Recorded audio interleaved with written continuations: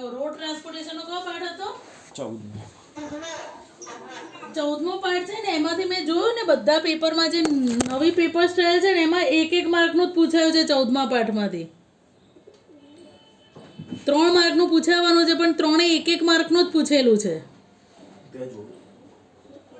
લગભગ બધા પેપરમાં એવું જ છે. હું તે છતાંય ફરીથી જોઈ લઈશ એટલે તમે એમાં 1-1 માર્ક પર વધારે ધ્યાન આપજો, બરાબર? હા, અને બીજી વસ્તુ હું તમને કહી દઉં કે જે પેલા 4 માર્કના સવાલ જવાબ છે ને એમાંથી 5મા પાઠમાંથી 2 પૂછાવાના છે. 10મા પાઠમાંથી 1 પૂછાવાનો છે.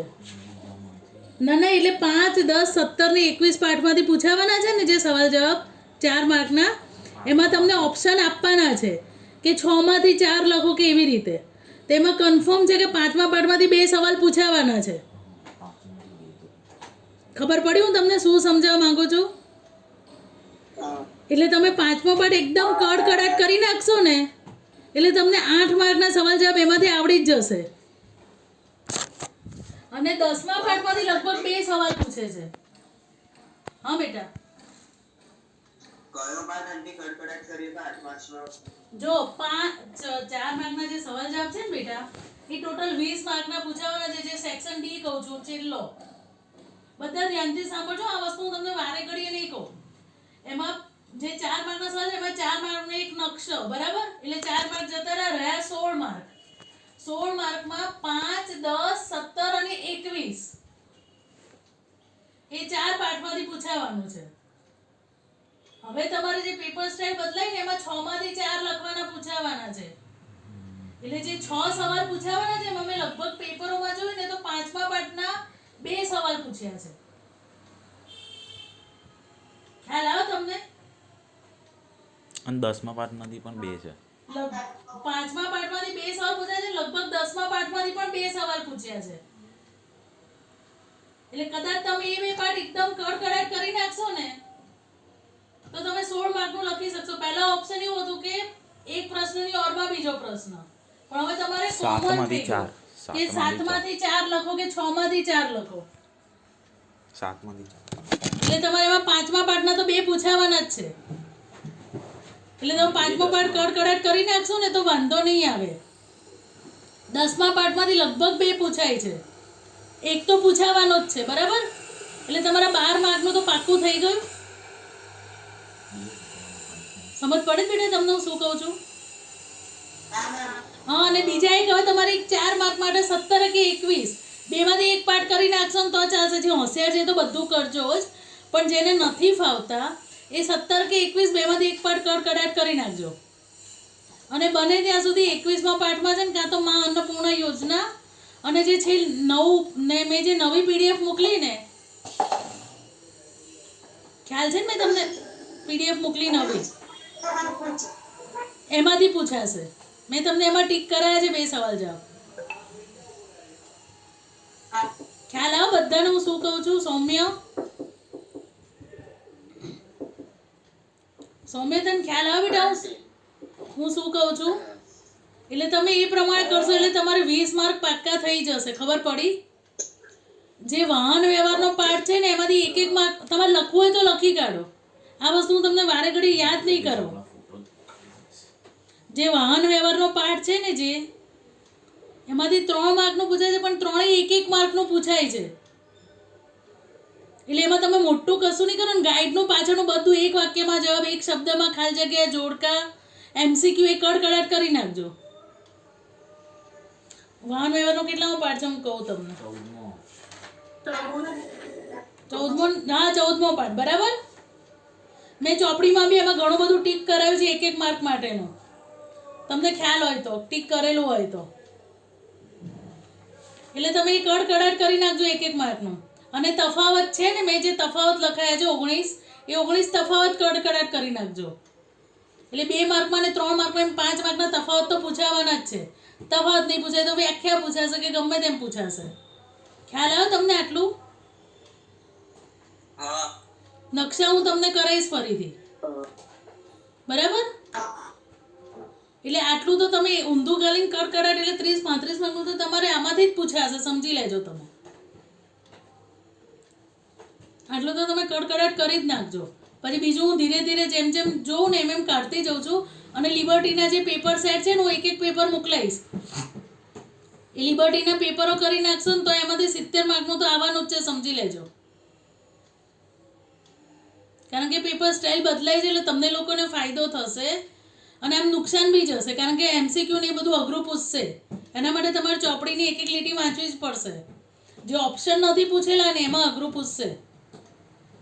અને એમાં મેં ચોપડીઓમાં ટીક કરાવી છે તમને. જેને ટીક કર શું બેટા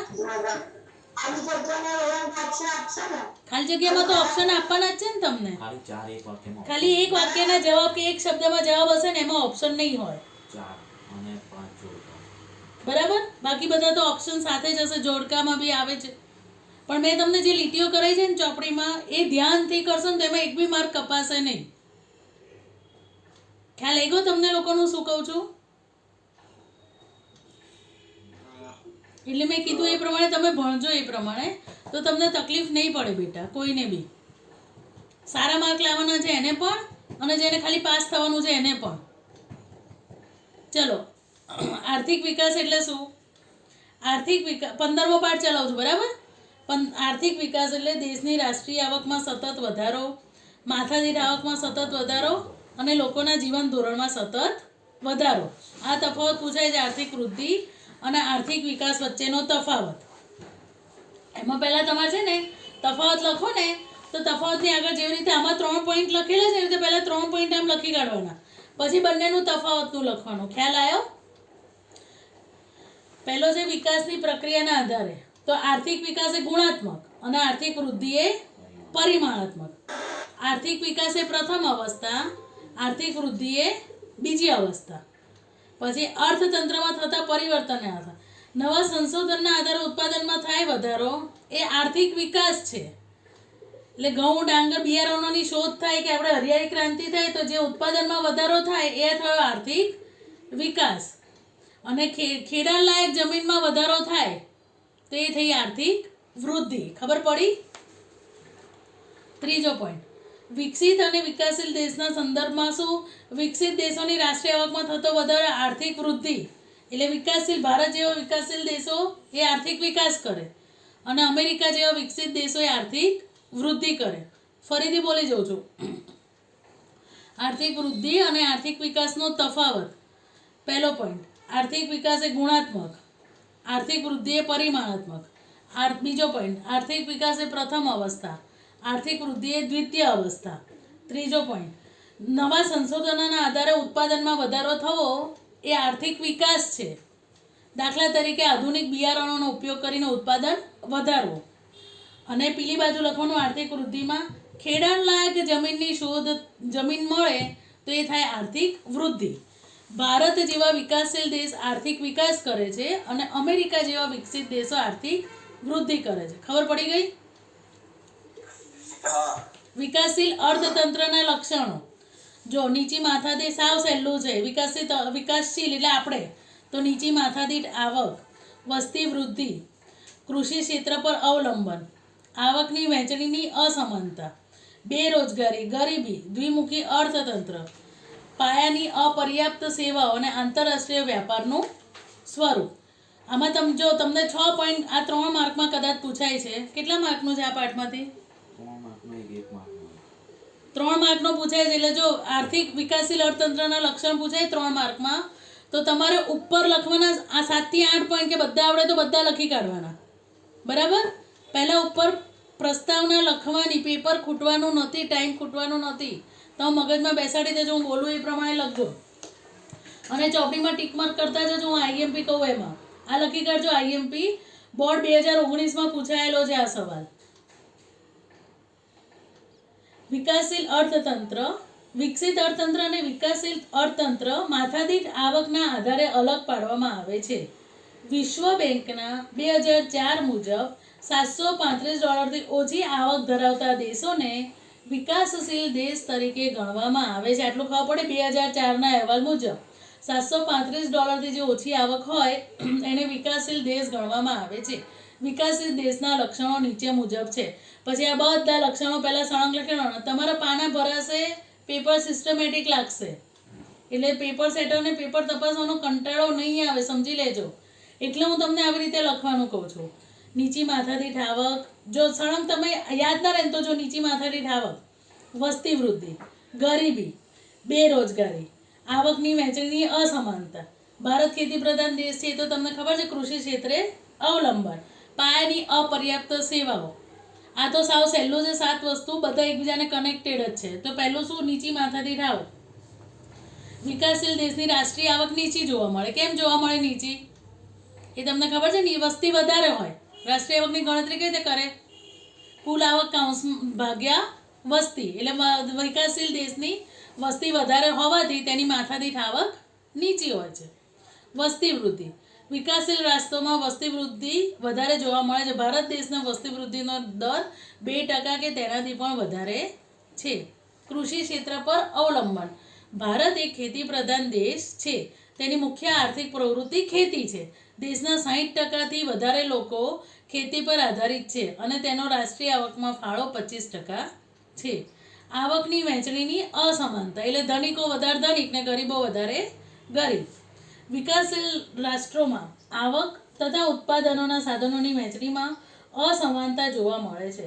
ગ્રામીણ અને શહેરી વિસ્તારમાં જોવા મળે છે. દેશમાં 20% ટોચના ધનિકનો રાષ્ટ્રીય આવકમાં 40% ફાળો, 20% ધનિકનો રાષ્ટ્રીય આવકમાં 40% ફાળો અને 20% ગરીબનો રાષ્ટ્રીય આવકમાં 10% ફાળો. બરાબર?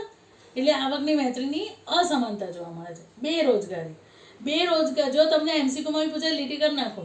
વિકાસશીલ અર્થતંત્રનું સૌથી મહત્વનું લક્ષણ બેરોજગારી. આ પૂછાયું છે લિબર્ટીના પહેલા કે બીજા પેપરમાં, એટલે અંડરલાઈન કરી નાખો. એમાં આપેલું છે ગરીબી, વસ્તી વધારો અને બેરોજગારી. લગભગ બધા વસ્તી વધારો ટીક કરીને આવે, પણ બેરોજગારી છે. બરાબર? વિકાસશીલ અર્થતંત્રનું સૌથી મહત્વનું લક્ષણ બેરોજગારી છે. આ દેશમાં બેરોજગારનું પ્રમાણ કુલ શ્રમિકોના 3% કરતાં વધુ રહ્યું છે. બેરોજગારીના સ્વરૂપો તો આવડે ને તમને પાછળ, એ લખી કાઢવાના જોડે જોડે. મોસમી બેરોજગારી, છુપી બેરોજગારી ને ઔદ્યોગિક બેરોજગારી. પછી ગરીબી એ વિકાસશીલ રાષ્ટ્રનું લક્ષણ છે. તો મહત્વનું લક્ષણ પૂછાય તો કયું લખશો? બેરોજગારી. બરાબર? એ લીટી કરી નાખજો, એમસીક્યુમાં પૂછાઈ જાવ ઝીણો ઝીણો. એટલે હું એક એક લીટી વાંચું છું. જે લોકો ગરીબ કોને કહેવાય એ તો આવડે ને તમને 17મા પાઠમાં લખ્યું છે, એનું એ જ લખી કાઢવાનું છે એમાં. બરાબર? કે પોતાની જીવન જરૂરિયાતની ચીજ વસ્તુઓ પણ જે મેળવી શકતું નથી એને ગરીબ કહેવામાં આવે છે. દ્વિમુખી અર્થતંત્ર, એટલે દ્વિમુખી અર્થતંત્ર એટલે શું? ગામડું ને શહેર બે વર્ગીકરણ પાડી દેવાના. ગામડામાં જે જૂની ને રૂઢિચુસ્ત રીતે જે ખેતી ને બધું થાય છે એ જ પ્રમાણે કરે છે, અને શહેરી વિસ્તારમાં આધુનિક ઉદ્યોગો, નવી ઉત્પાદન પદ્ધતિ અને વૈભવી જીવનશૈલી જોવા મળે છે. પાયાની અપર્યાપ્ત સેવાઓ, એટલે પાયાની સેવાઓ કઈ? શિક્ષણ, વાહન વ્યવહાર, સંદેશા વ્યવહાર, આરોગ્ય, વીજળી, બેન્કિંગ. ખબર પડી ગઈ કે જેના વિના આપણને ચાલવાનું નથી. તમારી આજુબાજુ જોશો ને તોય તમને લખતા આવડશે. એટલે એ પૂરતા પ્રમાણમાં મળતી નથી, એટલે વિકાસશીલ દેશ કહેવાય. આંતરરાષ્ટ્રીય વેપારનું સ્વરૂપ, એમાં શું લખવાનું મેં તમને કીધું હતું? શું લખવાનું યાદ છે? આયાત નિકાસ વિશે લખવાનું. આંતરરાષ્ટ્રીય વેપાર એટલે નિકાસ કરવામાં આવે છે એના ઓછા પૈસા મળે છે અને સામે આયાત માટે આપણે વધારે ખર્ચ ચૂકવવો પડે છે. ખબર પડી? એટલે વિદેશી દેવું વધે છે. એટલે આંતરરાષ્ટ્રીય વેપારનું સ્વરૂપ. ખબર પડી ગઈ આટલું? જીનલ, સૌમ્ય,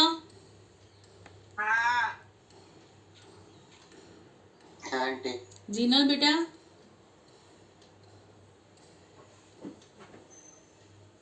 ચલો હવે આર્થિક અને બિન આર્થિક પ્રવૃત્તિ, બીજો તફાવત આ પાઠનો. આર્થિક પ્રવૃત્તિ અને બિન આર્થિક પ્રવૃત્તિ. આર્થિક પ્રવૃત્તિ એટલે શું? આવક મેળવવાના કે ખર્ચ કરવાના હેતુથી કરવામાં આવતી પ્રવૃત્તિને આર્થિક પ્રવૃત્તિ કહેવામાં આવે. જેનો મુખ્ય ઉદ્દેશ, આ પહેલો પોઈન્ટ પતી ગયો. બીજો પોઈન્ટ શું લખવાનો? કે જેનો મુખ્ય ઉદ્દેશ પૈસા કમાવાનો છે, આવક મેળવવાનો છે. એટલે કારીગર, ખેડૂત, વેપારી, શિક્ષક. પછી બિન આર્થિક પ્રવૃત્તિ, જે પ્રવૃત્તિનો હેતુ આવક મેળવવાનો પણ નથી ને ખર્ચ કરવાનો પણ નથી, તેને બિન આર્થિક પ્રવૃત્તિ. દાખલા તરીકે માતા પોતાના બાળકનો ઉછેર કરે, કોઈ પણ વ્યક્તિ સમાજ સેવાના કાર્ય કરે. હવે ભારતીય અર્થતંત્રના માળખાને કેટલા ભાગમાં વહેંચવામાં આવ્યા છે? 3. પ્રાથમિક, માધ્યમિક ને સેવા. પ્રાથમિક એટલે શું કે ખેતી ને ખેતી સાથે સંકળાયેલી જે પ્રવૃત્તિ હોય એ પ્રાથમિક ક્ષેત્ર કહેવાય. માધ્યમિક ક્ષેત્ર એટલે શું, ટાંકણીથી માંડીને મોટા યંત્રો બનાવવા સુધીનો. અને સેવા એટલે તમે જેની સેવા લો છો, બેંક છે, વીમો છે, એ બધી દરિયાઈ જહાજ માર્ગ એ બધું છે એ સેવા. ખબર પડી ગઈ છોકરાઓ?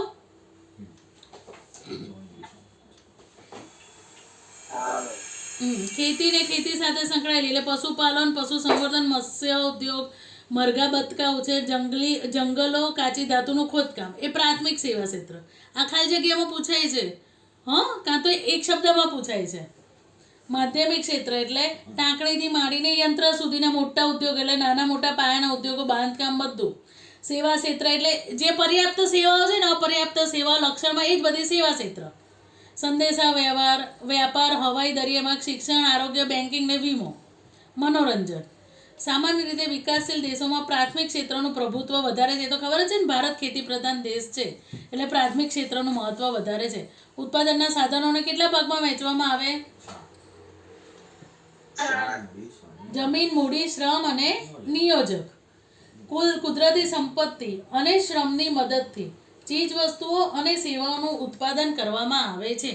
આ ઉત્પાદન કરવા માટે તેના સાધનોને 4 ભાગમાં વહેંચવામાં આવ્યા છે: જમીન, મૂડી, શ્રમ અને નિયોજક. જમીન સામાન્ય રીતે આપણો પૃથ્વીની સપાટીનું ઉપલું પડ હોય એને જમીન કહીએ છીએ, પણ અર્થતંત્રની પરિભાષામાં જમીન એટલે શું કે જંગલો આવી જાય, નદીઓ, જમીન ઉપર જે બી છે ને કે જેનો આપણે ઉપયોગ કરીને કંઈક વસ્તુ બનાવવાના છે એ બધાનો સમાવેશ જમીનમાં થઈ જાય. જંગલો, નદીઓ, પર્વતો, પૃથ્વીના પેટાળના ખનિજો અને ધાતુઓ. મૂડી એટલે પૈસા. ખબર પડી ગઈ? એમાં ઓજારો આવી જાય, યંત્ર આવી જાય, મકાન આવી જાય અને રોકડ આવી જાય. શ્રમ ભૌતિક વળતરની અપેક્ષાએ કરવામાં આવતા શારીરિક કે માનસિક કાર્યને શ્રમ કહેવામાં આવે છે. ખબર પડી? એટલે એમાં મજૂરો આવી જાય, ડૉક્ટર આવી જાય, વકીલ આવી જાય. શારીરિક બી શ્રમ આવી જાય અને માનસિક શ્રમ પણ આવી જાય. નિયોજક એટલે જમીન, મૂડી અને શ્રમ ત્રણેય સાધનોનો નફાના હેતુથી કુશળતાપૂર્વક જે આયોજન કરે કે સંયોજન કરે એને સંયોજક કહેવામાં આવે છે. અને આ ત્રણેય આને જે કામગીરી કરે એને નિયોજન કહેવામાં આવે. ખબર પડી તમને? ઉત્પાદનના સાધનોની ફાળવણી. ઉત્પાદનના સાધનોની ફાળવણીને કેટલા ભાગ પડે? 3 છે કે 4 છે? 4. અમર્યાદિત જરૂરિયાતો, પછી જરૂરિયાતોનો અગત્યનો ક્રમ, પછી મર્યાદિત સાધનો અને સાધનોનો વૈકલ્પિક ઉપયોગ. ખબર પડી? તો અમર્યાદિત જરૂરિયાતો એ તો ખબર પડે તમને કે માણસની જરૂરિયાત, આ કારણમાં બી પૂછાય છે કે માણસની જરૂરિયાતો અમર્યાદિત છે, પણ તે જરૂરિયાતોને સંતોષવાના સાધનો મર્યાદિત છે. વિશ્વના કોઈ પણ દેશ પાસે કોઈ પણ જરૂરિયાત સંતોષવાના સાધનો અમર્યાદિત નથી. એટલે તેને આ પ્રમાણે અમર્યાદિત જરૂરિયાતોનો અગત્યનો ક્રમ, મર્યાદિત સાધનો અને સાધનોનો વૈકલ્પિક ઉપયોગ એમ 4 ભાગમાં વહેંચવામાં આવ્યા છે. અમર્યાદિત જરૂરિયાતો તો માણસની જરૂરિયાતો અમર્યાદિત અને અસંખ્ય છે. વળી એક જરૂરિયાતમાંથી અનેક જરૂરિયાતો ઉદ્ભવે છે. ઘણીવાર જરૂરિયાતો વારંવાર સંતોષવી પડે છે. ઘણી જરૂરિયાતો વિજ્ઞાન અને ટેકનોલોજીના વિકાસના કારણે પણ ઉદ્ભવે છે. આ અનેક કારણોસર માણસની જરૂરિયાતો અમર્યાદિત છે.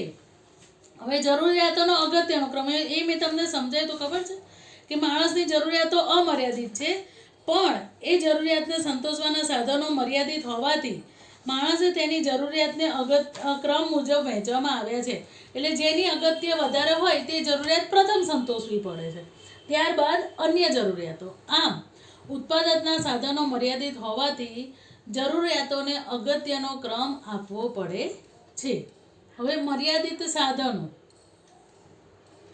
ઉત્પાદનના સાધનોમાં મુખ્યત્વે કુદરતી સંપત્તિ અને માનવીય સંપત્તિ છે, અને તમામ સાધનો કેવા છે? મર્યાદિત છે. તેથી તેનો કરકસરપૂર્વક ઉપયોગ કરીને પોતાની પસંદગી અને જરૂરિયાતને લક્ષ્યમાં રાખીને તે સાધનોની ફાળવણી કરવી જોઈએ. હવે સાધનોનો વૈકલ્પિક ઉપયોગ એ તો તમને આવડે કે જરૂરિયાતો સંતોષવાના સાધનો મર્યાદિત છે, પરંતુ તે વૈકલ્પિક ઉપયોગ ધરાવે છે. ઉત્પાદનનું કોઈ એક સાધન એક કરતાં વધુ ઉપયોગમાં આવતું હોય તો તે સાધન અનેક ઉપયોગ ધરાવે છે.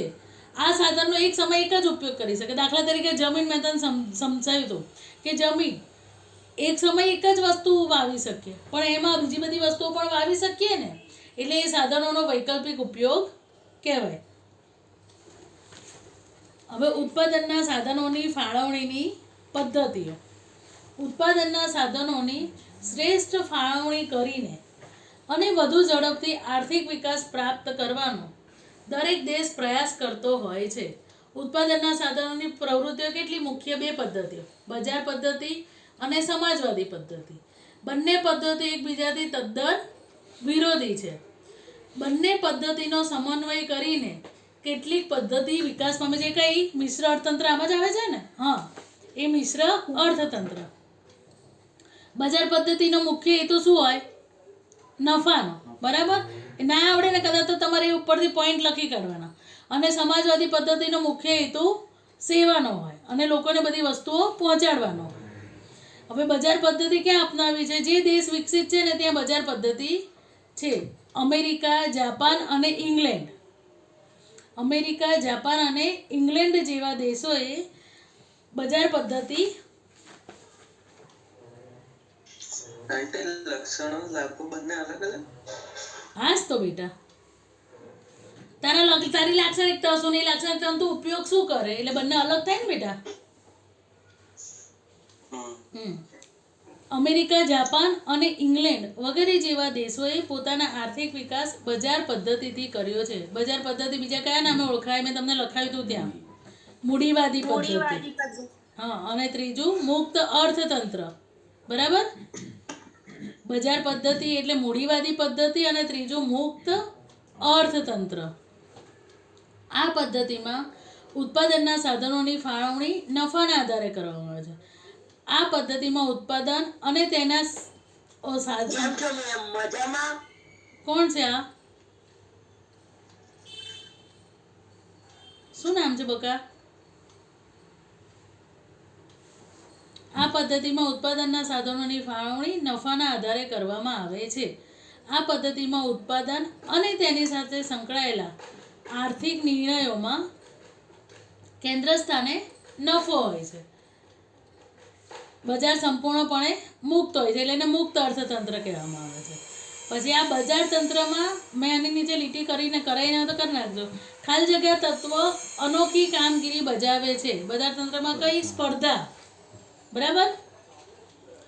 બજાર તંત્રમાં સ્પર્ધા કે હરીફાઈ અદ્રશ્ય હાથ તરીકે કામ કરે છે અને તેમાં રાજ્યનો હસ્તક્ષેપ ન હોવાથી તેને મુક્ત અર્થતંત્ર તરીકે પણ ઓળખવામાં આવે છે. જો પહેલાં ઉપરની પ્રસ્તાવના બોલી જાઉં છું.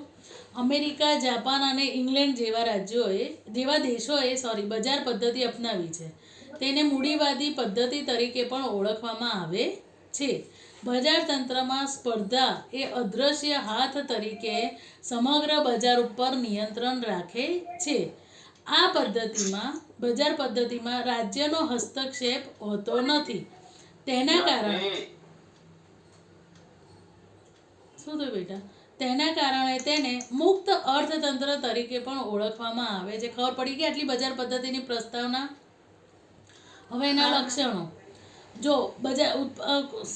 કોઈ રાજ્યનો હસ્તક્ષેપ જ નથી, એટલે માલિકી ખાનગી થઈ ગઈ, વ્યક્તિગત કે ખાનગી હોય. મુખ્ય કેન્દ્રમાં નફો હોય અને સ્પર્ધા હોય, એટલે ગ્રાહકોને પસંદગીની વિશાળ તક મળે. સરકારનો હસ્તક્ષેપ હોતો નથી. ઉત્પાદનના સાધનોની ફાળવણી નફાના આધારે થાય. આર્થિક નિર્ણયો ભાવતંત્રના આધારે લેવામાં આવે છે. હવે પેલું છે ને બજાર પદ્ધતિના લક્ષણો છે ને એનાથી વિરુદ્ધ બધા સમાજવાદી પદ્ધતિના લક્ષણો છે. જો બંને લક્ષણો જોડે બોલ જાઉં છું. બજાર પદ્ધતિના લક્ષણોમાં ઉત્પાદનના સાધનોની માલિકી વ્યક્તિગત કે ખાનગી હોય. સમાજવાદી પદ્ધતિમાં રાજ્યની હોય. આમાં કેન્દ્ર સ્થાને નફો હોય. આમાં કેન્દ્ર સ્થાને નફો નહીં પણ સમાજનું હિત હોય. આમાં ગ્રાહકોને પસંદગી કરવાની વિશાળ તક મળે છે. આમાં ગ્રાહકોને વિશાળ તક મળતી નથી એવું લખેલું નથી, ચાલશે. પછી સરકારનો હસ્તક્ષેપ હોતો નથી. આમાં સરકારનો હસ્તક્ષેપ હોય છે. આમાં મુખ્ય નફો મળે અને આમાં શું હોય? શ્રમિકોને કામના બદલામાં વેતન ચૂકવવામાં આવે. ખબર પડી ગઈ? અને આમાં બધા નિર્ણયો વ્યક્તિ દ્વારા લેવામાં આવે અને આમાં નિર્ણયો રાજ્યની માલિકી હોય એટલે નિર્ણયો રાજ્ય દ્વારા લેવામાં આવે. આ બંને કમ્પેરિઝન થઈ ગઈ, બરાબર. હવે બજાર પદ્ધતિના લાભો. જે બજાર પદ્ધતિના લાભો છે એ સમાજવાદી પદ્ધતિના ગેરલાભો છે અને જે બજાર પદ્ધતિની મર્યાદા, ખામી કે ગેરલાભ છે એ સમાજવાદી પદ્ધતિના લાભો છે. બંને ઉલટું છે. હવે બજાર પદ્ધતિના લાભો. જો વ્યક્તિનું આર્થિક સ્વાતંત્ર્ય જળવાય, ઉત્પાદનના સાધનોનો મહત્તમ અને કાર્યક્ષમ ઉપયોગ થાય, મહત્તમ ઉત્પાદન હાંસલ કરી શકાય, સ્પર્ધા હોય એટલે સતત નવા સંશોધનો થતા રહે, તેના કારણે આર્થિક વિકાસને ગતિ મળે અને સ્પર્ધાના કારણે વસ્તુની ગુણવત્તા શ્રેષ્ઠ મળે છે. હવે જો એ બજાર પદ્ધતિના લાભો છે, હું પાછળ સમાજવાદી પદ્ધતિની ખામી ગણાવું છું, જોઈ લો. ઉત્પાદનના સાધનોમાં રાજ્યની માલિકી હોવાથી ઉત્પાદનનું પ્રોત્સાહન મળતું નથી. આમાં આવ્યું ને કે નવા નવા સંશોધનો થતા રહે, પણ આમાં નવા સંશોધનોને વેગ મળતો નથી. આમાં વ્યક્તિગત સ્વાતંત્ર્ય જળવાય બજાર પદ્ધતિમાં, સમાજવાદી પદ્ધતિમાં વ્યક્તિગત સ્વાતંત્ર્ય જળવાતું નથી. પછી આમાં મહત્તમ ઉત્પાદન હાંસલ કરી શકાય, આમાં મહત્તમ ઉત્પાદન હાંસલ કરી શકાતું નથી. સ્પર્ધાના કારણે વસ્તુની ગુણવત્તા શ્રેષ્ઠ બને છે અને આમાં રાજ્યનો હસ્તક્ષેપ હોવાથી અમલદારશાહીનો ભય રહે છે. ખબર પડી ગઈ? પેલાના લાભો અને ગેરલાભ. હવે બજાર પદ્ધતિની મર્યાદાઓ કે ખામીઓ. બજાર પદ્ધતિમાં અનેક લાભો હોવા છતાં તેમાં અનેક ખામીઓ કે મર્યાદાઓ જોવા મળે છે. નફાને ધ્યાનમાં રાખીને ઉત્પાદન થતું હોવાથી મોજ શોખની ચીજવસ્તુઓનું ઉત્પાદન થાય અને પ્રાથમિક જરૂરિયાતોનું ઉત્પાદન ઘટે છે અને એ સમાજવાદી પદ્ધતિના લાભ છે. લાભમાં શું લખવાનું કે સમાજને જરૂરિયાતની ચીજવસ્તુનું ઉત્પાદન થાય એટલે મોજ શોખની ચીજવસ્તુનું ઉત્પાદન થતું નથી. પછી બજાર પદ્ધતિની બીજી મર્યાદા. રાજ્યની કોઈ નીતિ વિશે ભૂમિકા ન હોવાથી કુદરતી સંપત્તિનો દુર્વ્યય થાય છે. પેલામાં શું લખવાનું કે રાજ્યનો હસ્તક્ષેપ હોવાથી કુદરતી સંપત્તિનો દુર્વ્યય થતો નથી. ગ્રાહકોને બજાર વિશેની અજ્ઞાનતાના કારણે શોષણ થાય. પછી જે સંપત્તિ અને આવકનું કેન્દ્રીકરણ થવાથી આવકની અસમાનતામાં વધારો થાય અને આમાં આવક અને સંપત્તિની અસમાનતા દૂર થાય છે. બજાર પદ્ધતિ મર્યાદા ઇજારાશાહી, આર્થિક અસ્થિરતા અને મજૂરોનું શોષણ થાય છે અને આમાં ગ્રાહકોનું શોષણ થતું નથી. સમજ પડી ગઈ તમને? હા બેટા. અમલદારશાહી એટલે તો અમલદારશાહી એટલે પેલું જમીનદારો કેવા કહેવાય છે એ કે એમ જ કરવાનું એમ. આપણી ઉપર કોઈ એક જ બોસ હોય તો તમારે એના કેવું કરવું જ પડે ને. પેલું તો રાજ્યનો હસ્તક્ષેપ હોય એટલે રાજ્ય રોકી શકે એ વસ્તુ થતા. ખબર પડી? હવે હું સમાજવાદી પદ્ધતિનો ઉપરનો ફકરો બોલી જાઉં છું ખાલી, બરાબર. બજાર પદ્ધતિની અનેક ખામીઓ તથા નિષ્ફળતાના પરિણામે સમાજવાદી પદ્ધતિનો ઉદ્ભવ થયો. તમને પૂછ્યું કેમ છો? પણ બેટા કોણ છે? મેં એવું પૂછ્યું તને કે તારું નામ શું છે? તું મને તારું નામ કે તો મને ખબર પડે ને કે કોણ છે. હા બેટા. ઠીક છે મેમ. નામ નથી બકા તારું કઈ? કે મારે તને મલાઈકા અરોરા કહેવાનું હવે? સી ખબર અહીંયા છે કોઈ કોણ છે ખબર નથી. મારા મમ્મી પપ્પાએ મારું નામ નથી પાડ્યું. એટલે તું કોઈ ટ્યુશનનો સ્ટુડન્ટ નથી, એ તો કન્ફર્મ છે. માતા પિતાએ નામ નહીં પાડ્યું. બકા મમ્મી પપ્પા તો એમેય ના પાડે નામ, ફિયા પાડે. અરે ફઈએ નહીં પાડ્યું હોય, આંટી ફઈએ. કઈ નહીં, આપણે ભણીએ. જો બજાર પદ્ધતિની અનેક નીકળી ગયો મેં નથી. આંટી તમે ખબરાયો ને એટલે બજાર પદ્ધતિની અનેક ખામીઓ તથા નિષ્ફળતાને પરિણામે સમાજવાદી પદ્ધતિનો ઉદ્ભવ થયો. રશિયા અને ચીન જેવા દેશોએ સમાજવાદી પદ્ધતિ અપનાવી છે. સમાજવાદી આર્થિક પદ્ધતિ બજાર પદ્ધતિથી તદ્દન વિરોધી છે. સમાજવાદી પદ્ધતિમાં બધા જ આર્થિક નિર્ણયો રાજ્યતંત્ર દ્વારા લેવામાં આવે છે. ઉત્પાદનના બધા સાધનોની માલિકી રાજ્યની હોય છે. અર્થતંત્રનું સંચાલન બધું રાજ્ય જ કરે, બરાબર. એટલે સમાજવાદી પદ્ધતિના કેન્દ્ર સ્થાને નફો નહીં પણ સમાજના કલ્યાણનો હેતુ રહેલો હોય જે ઉત્પાદન ભાવો બધું રાજ્યો દ્વારા નક્કી કરવામાં આવે છે. ખબર પડી ગઈ તમને લોકોને આટલું? હા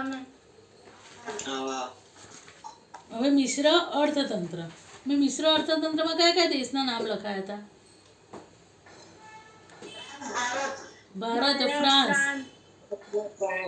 બે જ હતા ને? બજાર અને સમાજવાદી પદ્ધતિની કેટલીક મર્યાદાઓના કારણે બંને પદ્ધતિઓની કેટલીક સારી બાબતોનો સુમેળ સાધી અને મધ્યમ માર્ગ તરીકે મિશ્ર અર્થતંત્રની પદ્ધતિ અસ્તિત્વમાં આવી. મિશ્ર અર્થતંત્ર એટલે એવી પદ્ધતિ કે જેમાં જાહેર અને ખાનગી બંનેનું અસ્તિત્વ હોય. બંને એકબીજાના હરીફ નહીં પણ એકબીજાના પૂરક તરીકે કાર્ય કરતા હોય. આ પદ્ધતિમાં ખાનગી વિભાગમાં ખેતી, વ્યાપાર, નાના વપરાશી માલના ઉદ્યોગોની માલિકી વ્યક્તિગત કે ખાનગી હોય, જ્યારે ભારે ઉદ્યોગો, સંરક્ષણ સામગ્રીના કારખાના, રેલવે, વીજળી, રસ્તા અને સિંચાઈ એ વગેરે રાજ્યની માલિકીનો. એ તો તમને ખબર જ છે ને, તમે જુઓ જ છો અત્યારે. આ પદ્ધતિમાં બજારો સંપૂર્ણ સ્વતંત્ર હોતા નથી. સરકાર દ્વારા જુદા જુદા અંકુશો મુકાતા હોય છે, જેમ કે સમાજમાં અનિચ્છનીય વસ્તુઓનું ઉત્પાદન થતું અટકાવવા તેના પર રાજ્ય દ્વારા વધારે કરવેરા નાખવામાં આવે. તેવી જ રીતે પછાત વિસ્તારમાં કરવેરામાંથી રાહત આપવામાં આવે. મિશ્ર અર્થતંત્ર એટલે એવી આર્થિક પદ્ધતિ બંધ થઈ ગયું કે?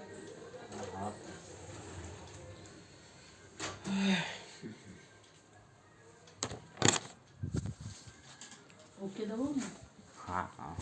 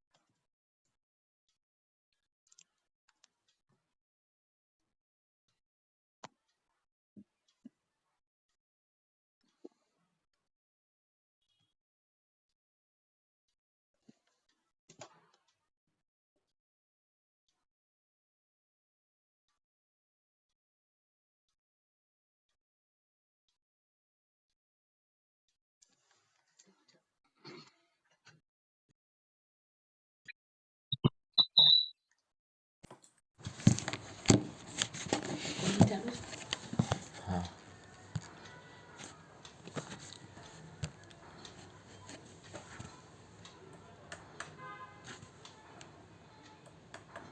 શું કરવું યાર? કેટલા જણા છે? અરે એ તો નીચેથી સર. 19 બેટા 2 મિનિટ બધા આવી જાય ને એટલે આપણે ચાલુ કરીએ.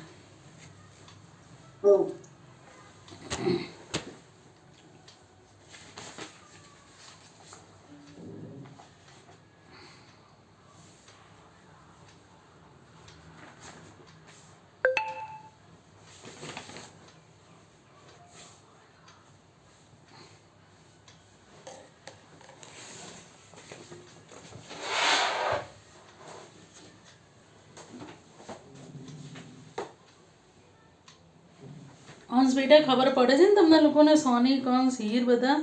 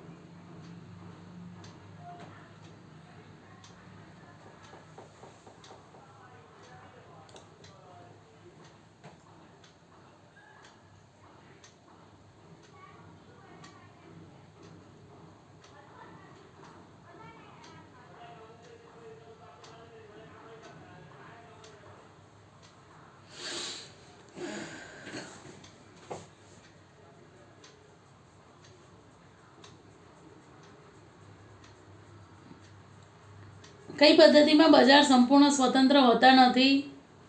તો મિશ્ર અર્થતંત્ર, બરાબર. એમાં જુદા જુદા અંકુશો રાખવામાં આવે છે, જેમ કે અનિચ્છનીય વસ્તુનું એટલે જે આપણા હેલ્થને હાનિકારક હોય એનું ઉત્પાદન અટકાવવા માટે એની પર વધારે કરવેરા નાખવામાં આવે છે. અને જ્યારે પછાતને વિસ્તાર હોય ત્યાં આગળ ઉદ્યોગો સ્થાપવા માટે રાજ્ય દ્વારા સબસિડી અને કરવેરામાં રાહત આપવામાં આવે છે. આમ મિશ્ર અર્થતંત્ર એટલે એવી આર્થિક પદ્ધતિ કે જેમાં આર્થિક નિર્ણયોની પ્રક્રિયામાં આર્થિક આયોજનને મુખ્ય સ્થાન આપવામાં આવે છે. ખાનગી અને જાહેર સાહસોનું સહઅસ્તિત્વ સ્વીકારવામાં આવે છે. એટલે તેઓ એકબીજાના હરીફ નહીં પરંતુ એકબીજાના પૂરક તરીકે કાર્ય કરે છે. આ પદ્ધતિમાં અંકુશ કે નિયંત્રણો હોવાથી નિયંત્રિત આર્થિક પદ્ધતિ. તો કયું લખવાનું? નિયંત્રિત આર્થિક પદ્ધતિ પૂછાય તો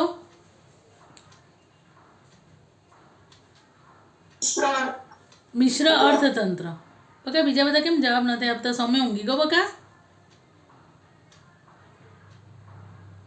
ના આંટી જાગું છું. હા, તો કંઈ વાંધો નહીં બકા. નિયંત્રિત આર્થિક પદ્ધતિ. ભારત અને ફ્રાન્સે મિશ્ર અર્થતંત્ર અપનાવ્યું છે. આર્થિક નિર્ણયો અને ઉત્પાદનના સાધનોની ફાળવણી માટે બજાર પદ્ધતિ, સમાજવાદી પદ્ધતિ અને મિશ્ર અર્થતંત્રનો અભ્યાસ આપણે કર્યો. આજે વિશ્વમાં કોઈ પણ દેશ સંપૂર્ણપણે બજારવાદી કે સંપૂર્ણપણે સમાજવાદી અમલમાં નથી. લગભગ બધા દેશો મિશ્ર અર્થતંત્ર અપનાવી લીધું છે. જે છેલ્લી 2 લીટી છે ને ત્યાં ટીક માર્ક કરી નાખો. 1 માર્કમાં પૂછાય છે મિશ્ર અર્થતંત્રની ખામીઓ જણાવો. આર્થિક અસ્થિરતા, સંકલનનો અભાવ, આર્થિક નીતિઓમાં અસાધ્યતા અને આર્થિક વિકાસનો નીચો દર. આ પૂછાય છે 1 માર્કમાં, ધ્યાન રાખજો. ખબર પડી ગઈ આ પાઠમાં બેટા?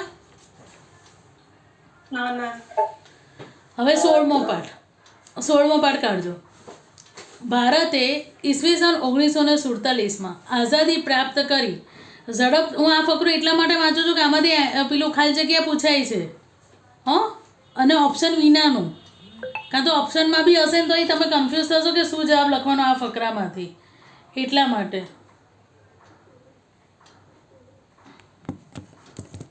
ભારતે ઈસવીસન 1947માં આઝાદી પ્રાપ્ત કરી ઝડપથી આર્થિક વિકાસ સાધવા માટે આપણી સરકારે આયોજનના માર્ગનો સ્વીકાર કર્યો.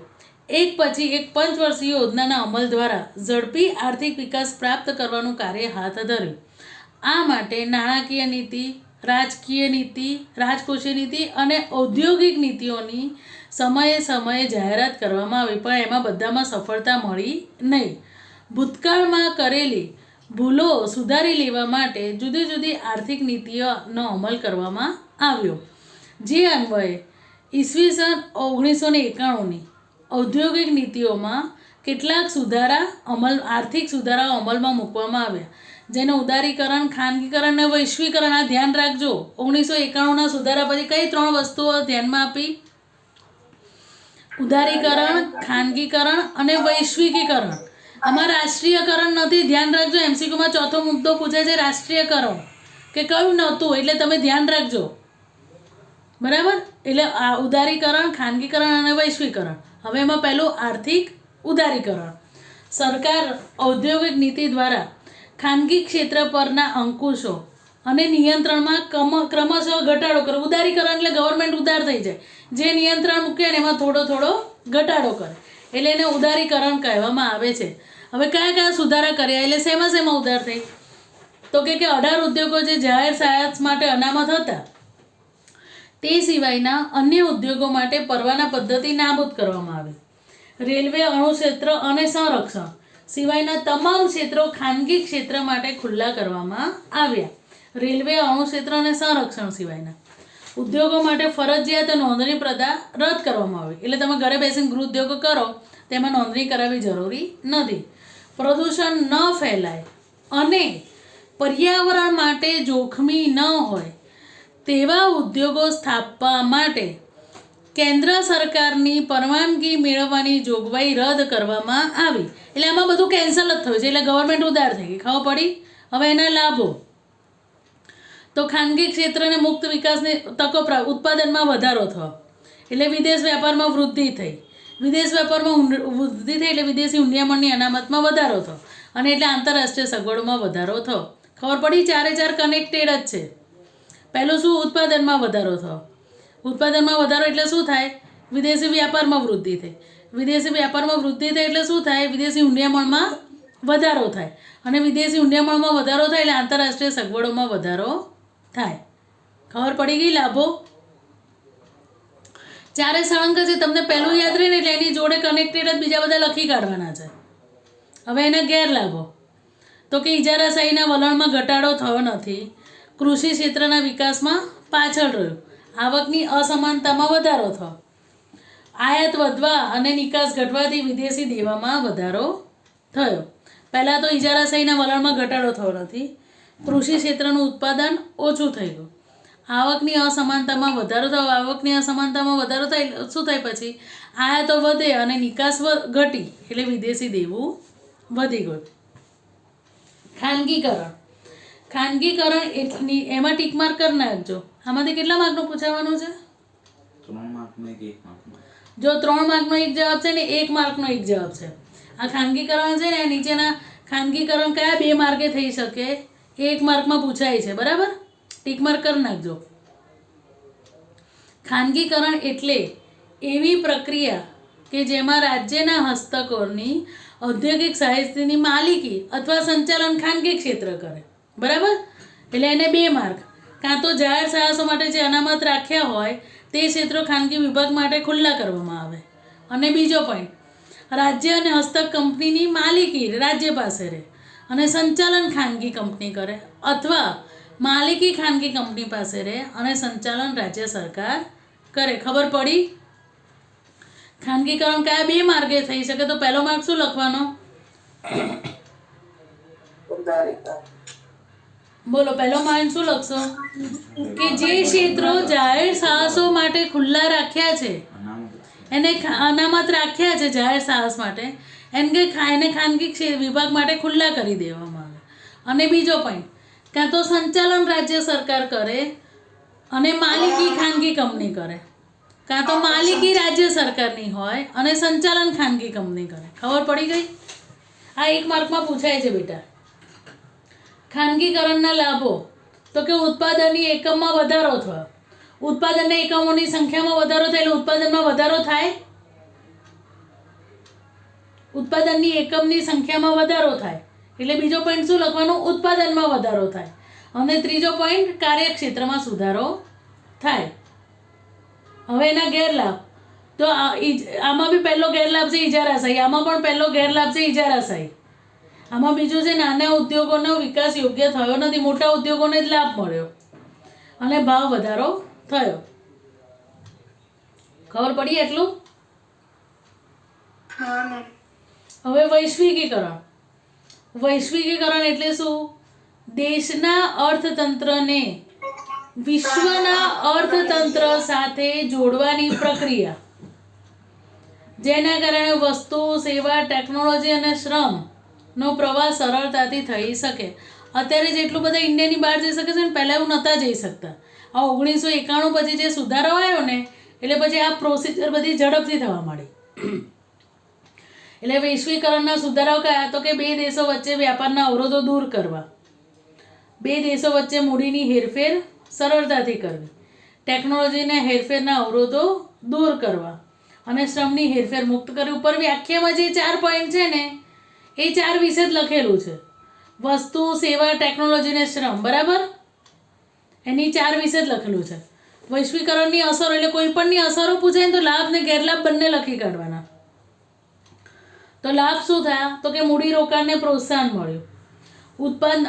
વિકસિત દેશોમાં ઉત્પાદન થતી વસ્તુઓ સરળતાથી બીજા દેશોમાં પ્રાપ્ત થવા લાગી અને ભારત જેવા વિકાસશીલ દેશને આંતરરાષ્ટ્રીય હરીફાઈમાં ટકી રહેવાની શક્તિ મળી. ગેરલાભ શું થયો? તો કે ગરીબી ને બેરોજગારીની સમસ્યા હલ કરી શકાય નથી. જેટલા નિકાસના લાભો મળવા જોઈએ એટલા લાભો પ્રાપ્ત થયા નથી. અને આમાં પણ મોટા ઉદ્યોગોને લાભ થયો છે. ખબર પડી એટલું? હવે વિશ્વ વ્યાપાર સંગઠન WTO આ પૂછાય છે 1 માર્કમાં. World trade organisation. ધૈર્ય, સૌમ્ય, જીનલ બધાને સમજ પડે છે ને બેટા? દેવેન હા આંટી બધી ખબર પડી.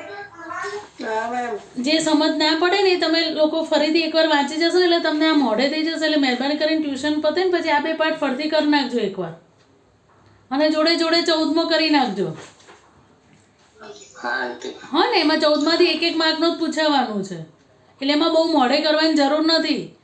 કારણ કે સમજો તમે એવું નથી કે 1 માર્કના 3 સવાલ પૂછાઈ જશે 1 માર્કનો ને 1 માર્કનો નકશો 14મા પાઠમાં. એટલે એક વાક્યમાં કે એક શબ્દમાં જવાબ 3 નહીં પૂછાય, ખબર પડી?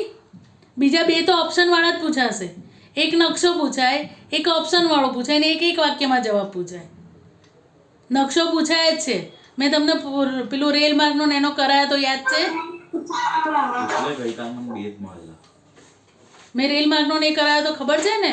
અને કાશ્મીરથી કન્યાકુમારી સુધીનું ને પેલું 4 કંઈક ચોરસ કરાયું તું મેં, પેલો ચતુર્ભુજ રેલવે કે એવું કંઈક હતું એ.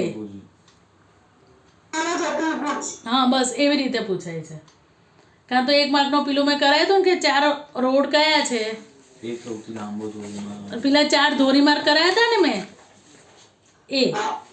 હા, એટલે સંયુક્ત રાષ્ટ્રસંઘના સભ્યો દેશો દ્વારા 1 જાન્યુઆરી 1995થી આંતરરાષ્ટ્રીય વ્યાપાર માટેની સંસ્થા વિશ્વ વ્યાપાર સંગઠન વર્લ્ડ ટ્રેડ ઓર્ગેનાઇઝેશનની સ્થાપના કરવામાં આવી. આ સંસ્થાનું મુખ્ય મથક ક્યાં છે? સ્વિટ્ઝરલેન્ડના જીનીવા. બરાબર. WTO 1 જાન્યુઆરી 1995 MCQમાં પૂછાય છે, સ્વિટ્ઝરલેન્ડના જીનીવા ખાતે. ધ્યેયો: વિશ્વના દેશો વચ્ચેના અવરોધો દૂર કરવા, દેશોને ઉદ્યોગોને આપવામાં આવતું વિદેશ વ્યાપાર માટે દેશના ઉદ્યોગોને આપવામાં આવતું સંરક્ષણ દૂર કરો, વૈશ્વિક વ્યાપારી નીતિ અને આર્થિક નીતિઓ સાથે સંકલન સાધવું અને વિશ્વમાં ઉદ્ભવતા વ્યાપારી ઝઘડાઓનું નિરાકરણ લાવવું. હવે એના કાર્ય શું? તો કે બહુ રાષ્ટ્રીય વ્યાપાર અને તેને લગતા કરારો માટે કરારનો અમલ કરાવે. બરાબર. હવે કરારનો અમલ કેવી રીતે કરાવે? તો કે ચર્ચા વિચારણા વાટાઘાટો કરીને એક ફોરમ તૈયાર કરે, પછી આંતરરાષ્ટ્રીય વ્યાપારને પ્રોત્સાહન આપે અને જુદા જુદા દેશોને જે પોતાની રાષ્ટ્રીય નીતિ હોય અનુસરતા હોય તેમાં સુધારા વધારા સૂચવે. આ પૂછાય છે આમાં કે એની ભારતીય WTOની ભારતીય અર્થકરણ પર શું અસર થઈ? તો પહેલાં જે વિશ્વ વ્યાપારમાં ભારતનો હિસ્સો 0.5% હતો તેઓ વધીને કેટલો થયો? 1%. તૈયાર વસ્ત્રોની નિકાસમાં વધારો થયો, ખેત પેદાશોની નિકાસમાં વૃદ્ધિ થઈ અને તેથી વિદેશ ઇન્ડિયામાં વધારો થયો. આમ વિશ્વ વ્યાપાર સંગઠન સાથે જોડાવાથી સભ્ય દેશ તરીકે ભારતને ઉપરોક્ત લાભ તો થશે જ, પણ સાથે સાથે તેણે કેટલીક શરતોનું પાલન પણ કરવું પડશે. ખાસ કરીને ભારતે પોતાની આંતરમાળખાકીય સગવડો કેટલી ઝડપથી વધારે છે અને વિકસિત દેશો ભારત સાથે કેટલા સહકારથી વર્તે છે તે આ બાબત ઉપર આધાર રાખે છે. ટકાઉ વિકાસ એટલે સુપોષિત વિકાસ. ટકાઉ વિકાસ એટલે શું? ભાવિ પેઢીની જરૂરિયાતોની પૂરી પાડવાની ક્ષમતાને નુકસાન પહોંચાડ્યા વિના વર્તમાન પેઢીની જરૂરિયાતો સંતોષવી. બરાબર. એટલે જે જરૂરિયાતો મર્યાદિત છે એનું ઓપ્શનલ શોધવાનું, જેથી કરીને ભાવિ પેઢીની જરૂરિયાતને નુકસાન પણ ના થાય અને વર્તમાન પેઢીની જરૂરિયાત પણ સંતોષી શકાય. માનવ સૃષ્ટિ આ બી બોર્ડમાં પૂછાયેલો છે. ટકાઉ વિકાસ માનવ સૃષ્ટિની આસપાસ કુદરત અને માનવ સર્જિત આવરણ એટલે કે પર્યાવરણ પર પડેલી ગંભીર અસરોના કારણે ટકાઉ વિકાસનો ખ્યાલ વિકસ્યો છે. આજની પેઢીએ જે વિકાસ સાધ્યો છે અને જે ઝડપથી વિકાસ સાધી રહી છે તેને ભવિષ્યમાં ટકાવી શકાય તેમ નથી.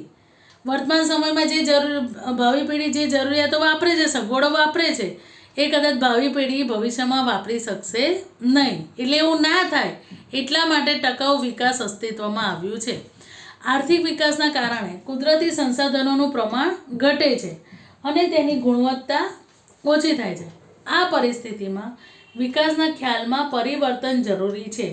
આજનો વિકાસ અને તેને કારણે પર્યાવરણ પર થતી અસરોનો અભ્યાસ ટકાઉ વિકાસના ખ્યાલ હેઠળ કરવામાં આવે છે. ખબર પડી? ટકાઉ વિકાસની વ્યાખ્યા જ લખવાની છે આમાં. કે બોલું ફરીથી બેટા? આર્યન નથી કે છે? હા છે. હવે પ્રાકૃતિક સાધનોના સંરક્ષણ અને તેના સંરક્ષણ માટેની વ્યૂહરચના. એટલે પહેલું તો એવું છે કે જે પુનઃ ઉપયોગમાં લઈ શકાય એનો વધારે ઉપયોગ કરવો, અને જે પુનઃ ઉપયોગમાં લઈ શકાવાનો નથી એનો કરકસરપૂર્વક ઉપયોગ કરવો. પછી બીજો, વાહન વ્યવહાર ખર્ચ ઓછું થાય તે રીતે ઉદ્યોગોનું સ્થાન નક્કી કરવું. એટલે પર્યાવરણ મિત્ર ટેકનોલોજી, ખબર પડી? એટલે જ્યાં આગળ જે ઉદ્યોગ વિકસે ને ત્યાં આગળ જ એની સ્થાપના કરી દેવાની. જે તમે આગળના ભૂગોળમાં ભણ્યા કે શેરડીનું ઉત્પાદન એની નજીક જ શેરડીની ફેક્ટરી હોય, બરાબર? એટલે વાહન વ્યવહાર ખર્ચ ઓછો થઈ જાય. એટલે પર્યાવરણ મિત્ર ટેકનોલોજી. પછી જે સાધનો એકથી વધારે ઉપયોગમાં લઈ શકાય તેનો મહત્તમ ઉપયોગ કરવો. પ્રાકૃતિક સાધનોનો દુરુપયોગ ન થાય. ઔદ્યોગિક કચરાનો બિનઆયોજિત નિકાલ, ઝેરી રસાયણો, વધતા જતા ગંદા વસવાટો અટકાવવા પર નિયંત્રણ મૂકવા. ઉત્પાદનના તમામ ક્ષેત્રોમાં સૌર અને પવન ઉર્જા, જે બિનપરંપરાગત ઉર્જાના સ્ત્રોતો છે કે જે પુનઃપ્રાપ્ય છે, એનો ઉપયોગ વધારવો જોઈએ. હવે પર્યાવરણ સુરક્ષા માટેના પગલાં. તો પહેલો, પૃથ્વી પરિષદ સ્વીડનના સ્ટોકહોમમાં 1972, બરાબર? સ્વીડન, સ્ટોકહોમ 1972 પૃથ્વી પરિષદ. આ એમસીક્યુમાંથી જ પૂછાય છે.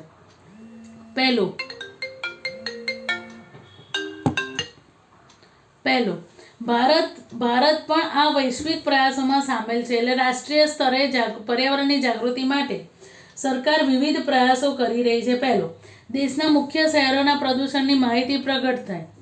પ્રદૂષણ પર નિયંત્રણ રાખવા માટે કેન્દ્ર અને રાજ્ય પ્રદૂષણ નિયંત્રણ બોર્ડની રચના કરી. પ્રદૂષણ પર નિયંત્રણ માટે કોની રચના કરી?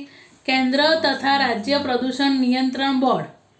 5મી જૂન વિશ્વ પર્યાવરણ દિન, 5મી જૂન 1981 વાયુ પ્રદૂષણ નિયંત્રણ ધારો 1991 બહાર પડ્યો. 1981, સોરી. 5મી જૂન વિશ્વ પર્યાવરણ દિન. અને આ પૂછાય છે, 5મો પોઈન્ટ છે ને, એ એમસીક્યુમાં ખાસ પૂછાય છે. ઓઝોનના સ્તરનું ગાબડું, પરમાણુ કચરાના નિકાલ અને જૈવિક વિવિધતાની જાળવણી માટે વૈશ્વિક સમજૂતીઓ થઈ. એમાં એવું પૂછાય છે કે પર્યાવરણ સુરક્ષાના પગલાં માટે કઈ વૈશ્વિક સમજૂતીઓ થઈ? તો ઓઝોન સ્તરનું ગાબડું, પરમાણુ કચરાનો નિકાલ અને જૈવિક વિવિધતા. આમ પર્યાવરણના રક્ષણની જવાબદારી આપણા સૌની છે. જો આપણે પ્રદૂષણ પર અંકુશ નહીં મૂકીએ તો એ સમય દૂર નથી કે જ્યારે પૃથ્વી પરનું સમગ્ર જીવન નષ્ટ થઈ જાય. ખબર પડી છોકરાઓ? હવે કયો પાઠ કરવાનો છે? કહી દો મને. હેડો, સોમવારે. આજે કયો પાઠ થયો? શુક્ર ન સોમવારે છઠ્ઠો પાઠ કરાવી દઉં? બેટા 5મો તો સાવ સહેલો છે, તમારે મોઢે જ કરવાનો છે. કેટલી વાર કરો? છઠ્ઠો કરાવી દઉં?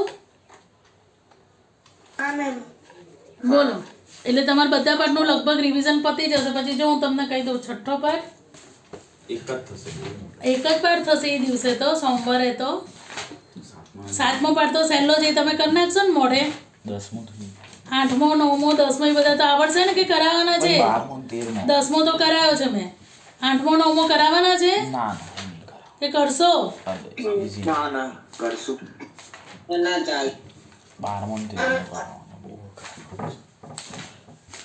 જો છઠ્ઠો પાઠ, પછી 12મો પાઠ અને 13મો પાઠ, બરાબર?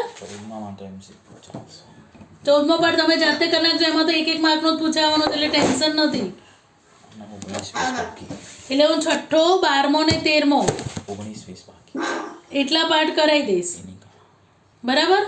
અને જે 8મો ને 9મો પાઠ છે ને, એમાં જે બી સવાલો પૂછાય એવા છે ને, જે તમને આવડે એવા જ છે, એ તમે મોડે કરી નાખજો. હું તમને લખાઈ દઈશ એ સવાલો. ના સમજ પડે તો એમાં તો ઉપાયો છે ને, વન સંરક્ષણના ને જ છે, યોજનાઓ છે. હા, બરાબર? એટલે મારે હવે છઠ્ઠો, 12મો ને 13મો.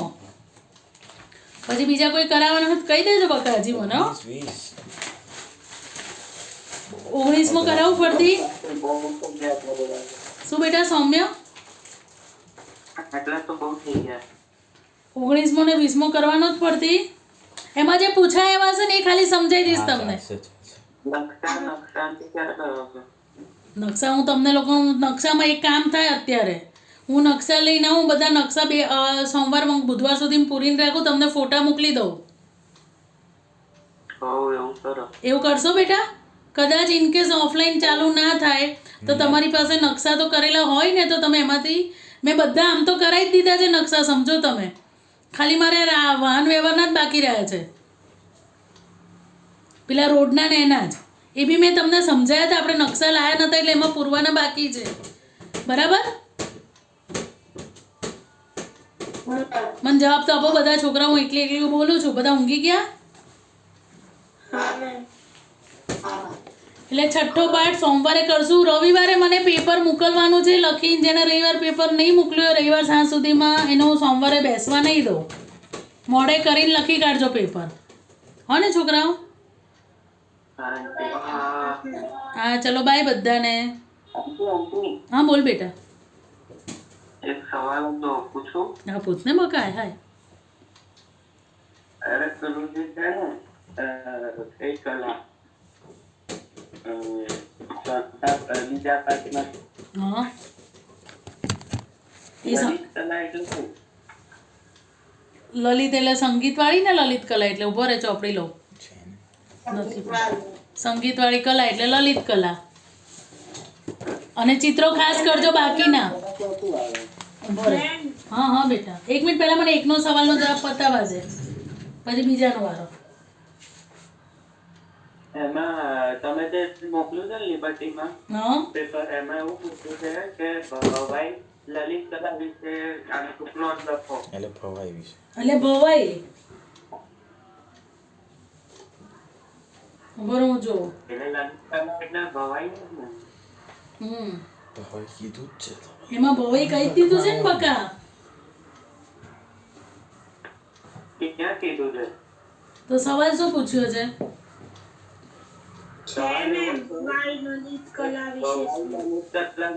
એટલે ભવાઈ વિશે લખવાનું ને લલિત કલા વિશે લખવાનું બકા. ભવાઈ અને લલિત કલા થોડી છે. લલિત કલા એટલે શું? 1 મિનિટ હું જોઉં. બરો મેં તમને ત્યારે લખાયું હતું લલિત કલા એટલે. ભવાઈ અને આ તમને સ્કૂલમાં બી પૂછાયો છે.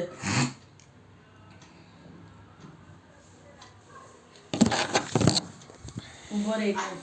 અરે ભારતની લલિત કલાઓ એટલે આ બધી લલિત કલા વિશે ભવાઈમાં સમજાવવાનું છે. સંગીત કલા લલિત કલા કહેવાય, નૃત્ય કલા અને ભવાઈ ને નાટ્ય કલા એ બધી લલિત કલાઓ જ છે. હા તમને લલિત કલાઓ પૂછાય ને તો તમારે એમાં સંગીત કલા બી આવી. તમને એવું પૂછે કે કોઈ પણ બે લલિત કલા વિશે સમજાવો તો કાં તો સંગીત કલા આવી ગયું, નૃત્ય કલા આવી ગયું, નાટ્ય કલા આવી ગયું, ભવાઈ આવી ગયું. ખબર પડી? લલિત કલા